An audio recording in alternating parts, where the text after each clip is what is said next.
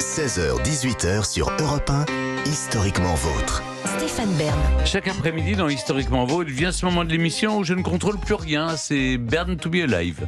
Si vous ne contrôlez plus rien, ayez au moins la politesse de laisser vos mains sur la table. Quoi qu'il en soit, c'est le moment de jouer. Stéphane et Clémentine, je vous pose des questions. J'espère que vous avez révisé une matière, l'histoire. Vous n'avez pas fait d'impasse tous les deux. Non. Car c'est celle qui est tombée aujourd'hui, cette matière. Allez, c'est parti.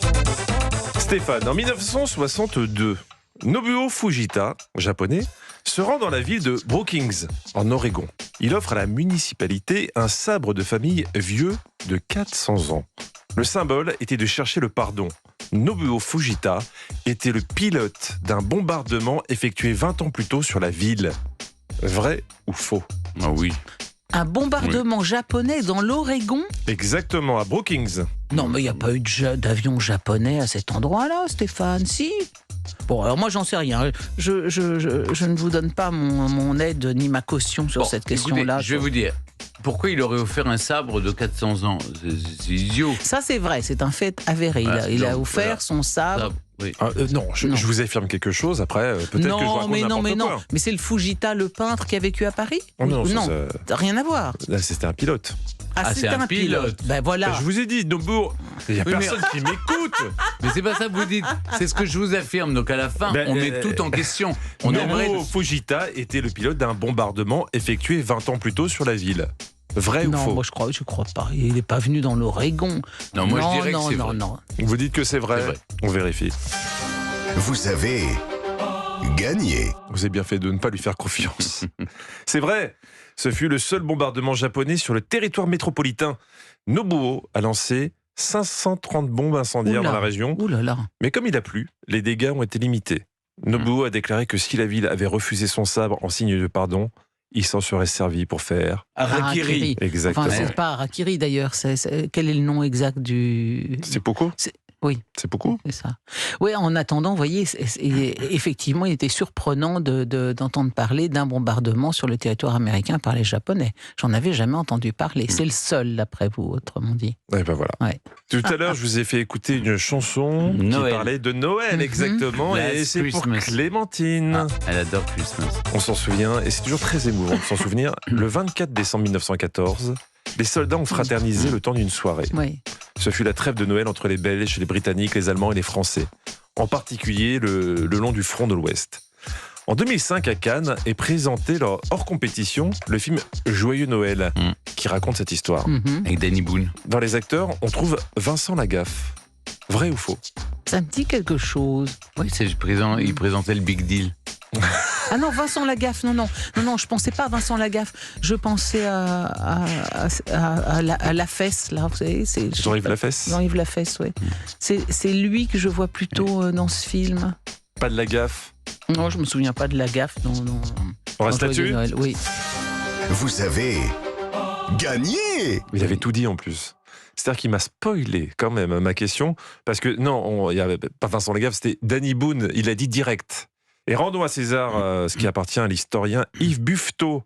C'est lui qui a donné l'idée du film avec son livre « Bataille de Flandre et d'Artois, 1914-1918 », livre qu'a lu ensuite le réalisateur du film, Christian Carillon.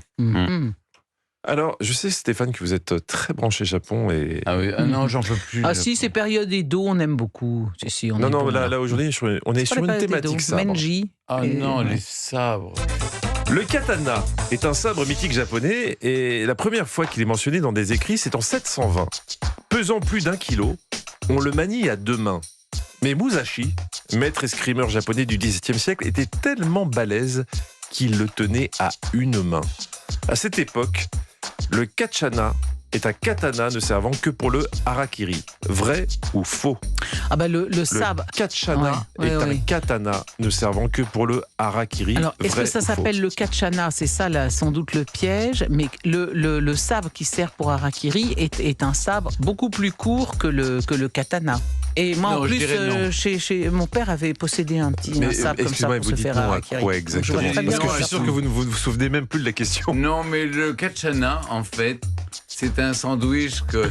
Bah oui, c'est un sandwich au saumon, au Pour thon. vous, le katana n'est pas un katana de savon que pour le harakiri. Non, c'est le fait pour le japonais de ramasser les crottes de chien dans un petit sac. Je pense qu'il y a un piège, donc j'ai dit non. Vous dites non. Vous avez encore gagné. Eh oui, c'était faux. Le katana est une expression popularisée en 2018 par Aya Nakamura. Oh, dja dja, y'a pas moyen, dja dja. J'suis pas ta cata, dja dja. Genre, en katana, baby, tu t'aides ça. Alors, c'est des mots, hein, il y a des mots. Oui, c'est ça. Le katana, selon les exégètes, le katana est une position sexuelle qui serait la levrette. Ah oui. Voilà. On embrasse les exégètes. Un genre de bingerless en somme. Exactement. Mais version Aya Nakamura. Ah, mais je me suis pas laissé prendre. Bah ça, on veut pas tout savoir. Non, mais je viens par votre piège. Ah, d'accord. Une question pour vous, pour égaliser, Clémentine. Quand on me demande dans la rue, alors, il y aura Stéphane Bern l'année prochaine sur Europe 1 ? Je réponds, peut-être bien que oui, peut-être bien que non. Hein. C'est ce qu'on appelle une réponse de Normand. Voilà. Voici ma question. Dans une fable de La Fontaine, on y trouve une allusion au fait que les Normands savaient répondre sans vraiment répondre. Vrai ou faux ? Lui, il n'était pas du tout de ce coin-là, puisqu'il était de Château-Thierry. C'est pas ça. Mais en même temps, est-ce que déjà au XVIIe, les Normands ont cette réputation de répondre ni oui, ni non, ni blanc, ni noir, ni... Est-ce qu'il y a ça dans une fable de La Fontaine ? Vous les connaissez toutes, les fables. Non, pas du tout, non. Je connais le corbeau et le renard la méthode de l'Oulipo S+7, où vous prenez le 7e substantif plus loin dans le dictionnaire. Expliquez. Ça donne la simèse et la fraction. La simèse ayant débagoulé tous les ternieurs, se tuba fort dépurative quand la bixacée fut verdie. Ça s'appelle la méthode S+7 de l'Oulipo. Stéphane, je crois qu'il fait un AVC. Alors, je ne sais pas cette histoire, je ne sais pas quoi dire non. Oui. Vous dites quoi alors ? Je fais une réponse de Normand. Peut-être ben que oui, peut-être ben que non. Mais il faut choisir maintenant. Bah, je choisis plutôt non alors. Vous avez perdu. Bah, désolé. Oui. Alors, au départ, ça viendrait d'une vieille loi normande qui énonce que quand quelqu'un conclut un accord, il a 24 heures pour se rétracter.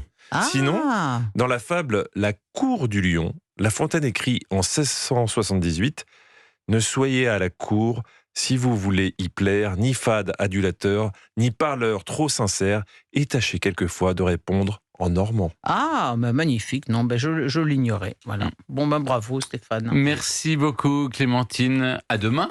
Europe 1. Historiquement vôtre. On se retrouve dans un instant avec nos personnages So Romantic. Après les infos, je vous raconte la créatrice de mode anglaise, Vivienne Westwood, qui a mis du romantisme et du nouveau romantisme même dans ses créations.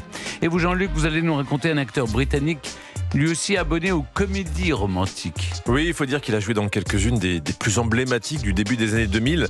Je vais vous raconter le beau Hugh Grant. Ça va vous rappeler des souvenirs quand, en étant bien accompagné au cinéma, vous trempiez la main dans le seau de popcorn, mais que c'était pas les popcorn que vous y attrapez. Non, je peux pas croire que vous ayez dit une chose pareille. Je suis désolé. Europe 1, historiquement vôtre.